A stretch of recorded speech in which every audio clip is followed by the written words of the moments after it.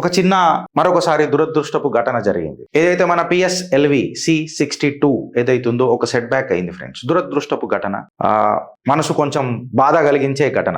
Last time May 2025 C61 కూడా fail అయింది. నువ్వు ఏదైతే ఆలోచిస్తున్నావు చూడు, దానికంటే కొన్ని 100 రెట్లు ఎక్కువ అయింది. ఇది ఏంటి గిరీష్ అని చెప్పి నువ్వు మాట్లాడితే, ఇవాళ PSLV అని అనేది భారత్ కు ఒక ఎక్స్పెరిమెంట్ కాదు ఫ్రెండ్స్. ఇవాళ భారత్ యొక్క మోస్ట్ నమ్మకమైన యుద్ధ విన్యాసం చేసే ఒక వాహనం, అది యుద్ధ వాహనం, అది PSLV. భారత్ యొక్క శత్రువులను గడగడలాడించే ఒక most tested battle launch vehicle friends. మీరు వింటుంది కరెక్ట్. ఇప్పటి వరకు 33 సంవత్సరాలలో 64 లాంచ్ చేసినాం మనం. 64 launches in 33 years. Success rate ఇట్లా తీసుకొని చూస్తే 93%. ఎందుకంటే భారత్ యొక్క వెన్నుపూస ఏంది అని అంటే అర్త్ అబ్జర్వేషన్ అని చెప్తాం. భారత్ మీద ఒక పెద్ద గద్ద ఎగురుతున్నది.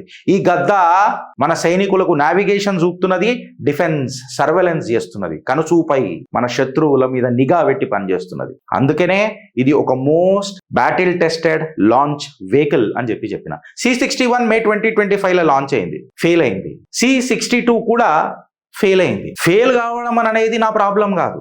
C61 ఏ రకంగానైతే ఫెయిల్ అయిందో సేమ్ C62 కూడా అదే రకంగా ఫెయిల్ అయింది. సేమ్ స్టేజ్లో సేమ్ సిమ్టమ్స్ తో ఏవైతే రోగాలు C61 ఉండనో సేమ్ అదే రోగాలతోనూ కూడా C62 ఫెయిల్ అయింది.